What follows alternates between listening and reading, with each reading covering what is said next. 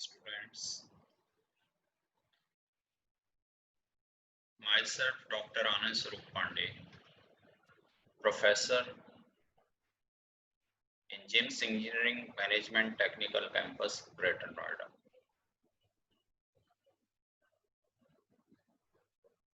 I am taking your subject Business Ethics and Corporate Social Responsibility. Today I will take up the topic that values of Indian manager.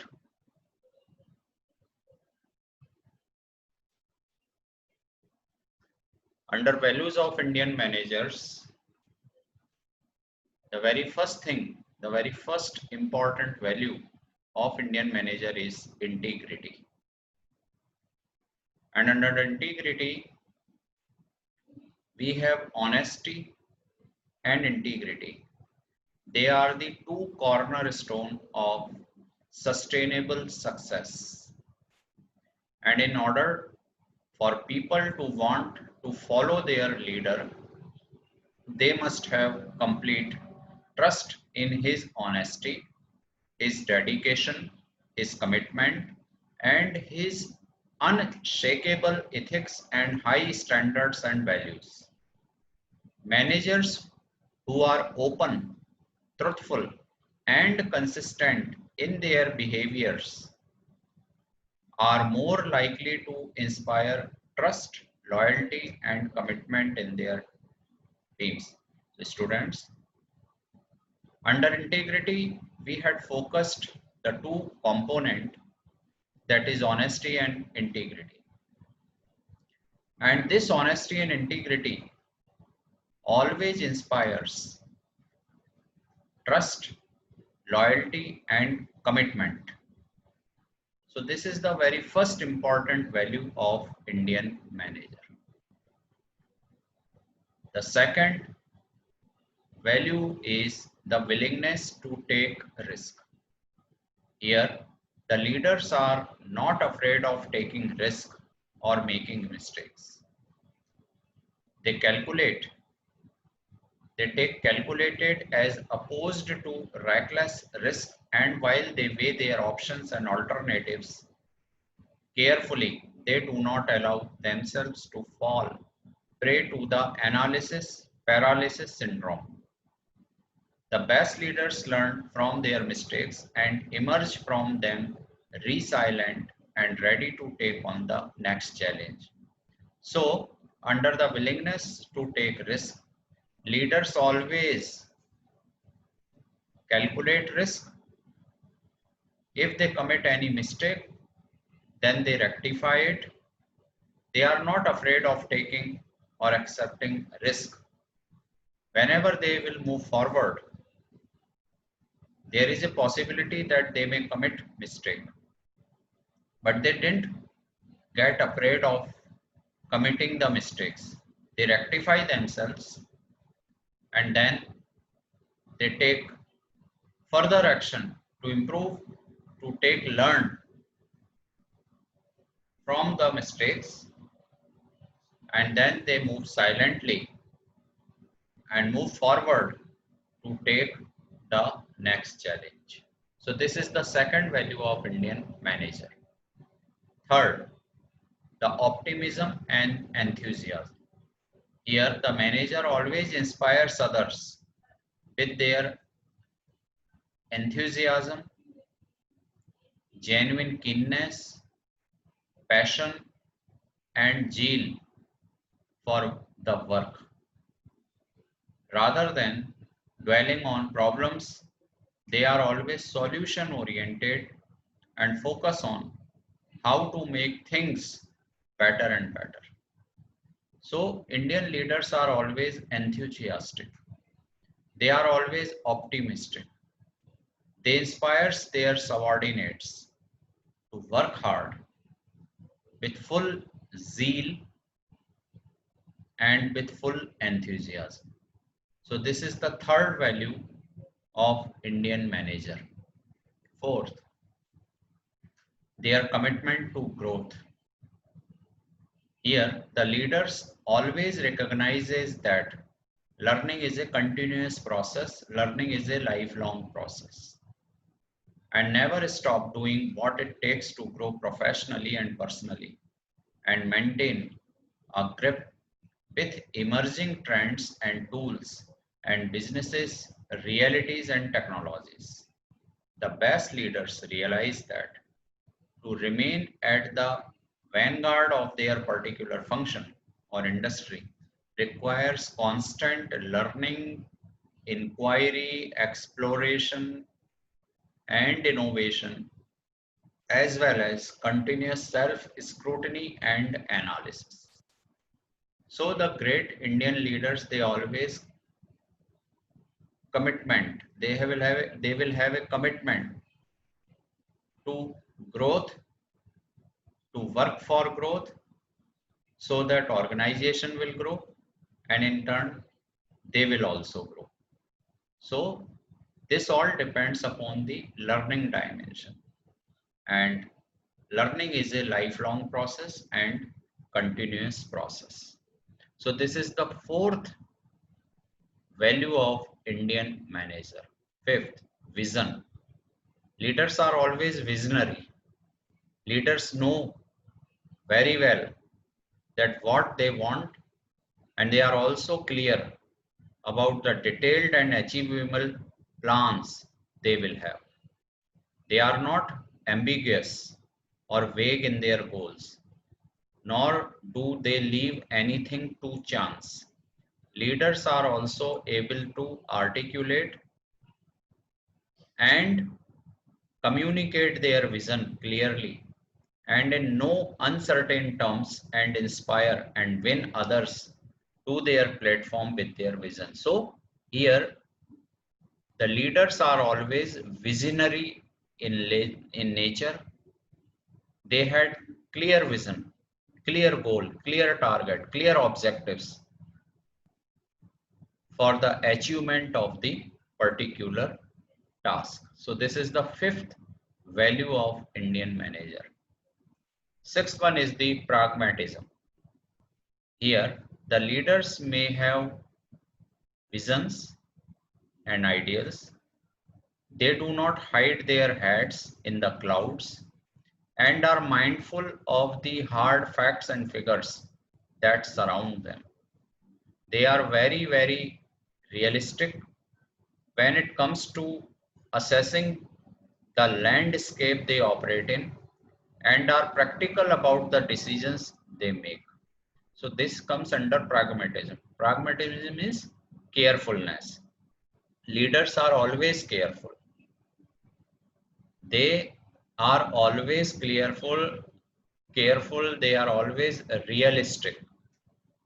They operate in a practical manner. Whatever decision they take, they work on that practically. So this is called as the pragmatism. Seventh value is the responsibility. Here leaders can be dependent on to take responsibility for their actions and to live up to their responsibilities completely.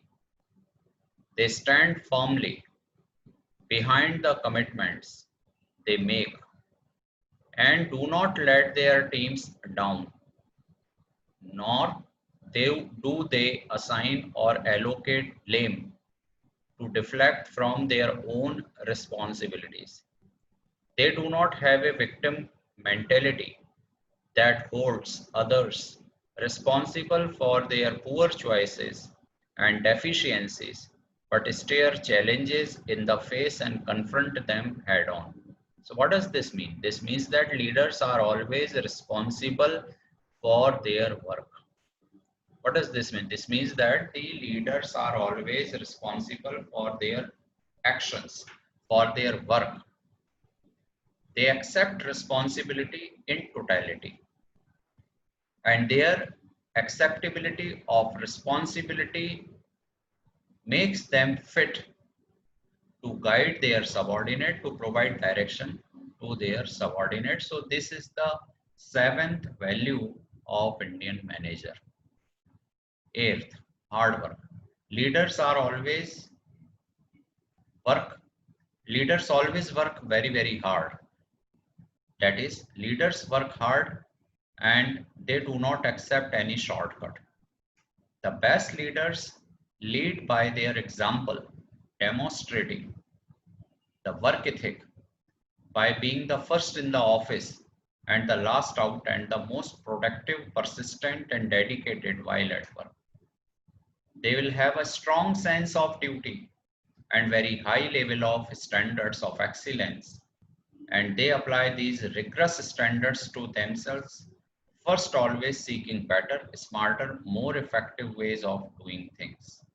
So in other words, they are the hard worker, they are the smart workers. So leader, they always works hard, smart, and simultaneously they becomes very, very productive and dedicated towards their work, and hence we can say that this is the eighth value of Indian managers. Ninth, self-confidence. Here the leaders have no shortage of that essential commodity of self-assurance that enables them to risk giant strides, be bold and tough-minded, and fall forward in the rare instances when they do fall or fail. Leaders generally have little need for approval and are motivated by an inner strength, maturity, and drive. Leaders are very cognizant of their inner strength, weaknesses, and the impact that they have on others, and knowledgeable of what they can and cannot realistically do or achieve or influence. They do not wallow in the self-pity or guilt over past mistakes or doubts. So this shows their self-confidence. Leaders are always self-confident and they provide direction to their subordinate and to follow the path of hard work, devotion, dedication, which makes them self-confident. So in order to take correct decision and in order to follow that particular decision, this virtue of self-confident becomes essential, and hence organizations as well as the leaders both grow only when both were self-confident. So these are the 9 values of Indian managers. The next topic under this is ethical decision making. Ethical decision making. So what does this mean, ethical decision making? Ethical decision making means the process of evaluation and choosing among various alternatives in a manner consistent with ethical principles. So there are certain ethical principles, and the ethical decision making is the process of the evaluation and choosing among various alternatives in a manner consistent with the ethical principle. Now, in making ethical decisions, it is very essential to perceive and eliminate the unethical options and select the best ethical alternatives. So under ethical decision making, there is a process. There is a process of making ethical decisions. And this process requires 3 important key elements. The very first one is the commitment. The second one is the consciousness. And the third one is the competency. So under the first key element, that is commitment, here the leader desires to do the right thing regardless of the cost. Whatever may be the cost, the leaders will have the desire to accomplish the task in a meaningful manner, and not only in a meaningful manner, but in the right direction. The second key element under the process of ethical decision is the consciousness. Here, consciousness means the awareness to work, to act consistently, and not only to work and act consistently, but also to apply the moral convictions to daily behavior. And the third key component under the process of ethical decision is the competency. What does this mean? Competency means the ability to collect, evaluate information, develop alternatives, and predict, foresee potential consequences and risks. So, in order to make them competent, they had to develop the ability to gather and evaluate the information, ideas. Then after that, they had to develop various alternatives, and they had to foresee the potential consequences and risk whenever they are going to evaluate the information or choose any particular alternative. So this is the process of making ethical decision, and this process of ethical decision depends upon these three key elements, that is commitment, consciousness, and competencies. Now, what good decisions incorporate? Good decisions incorporate both ethical as well as effectiveness. So good decisions are both ethical and effective. Ethical decisions, they always generate and sustain trust, demonstrate respect, responsibility, fairness, and caring. All positive side, all positive elements. They are also consistent with good citizens.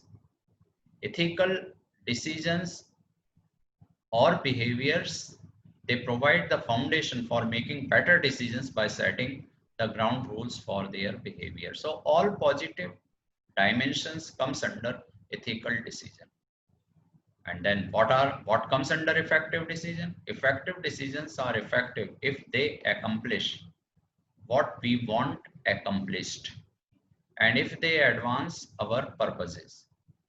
The choice made produces unintended and undesirable results is ineffective.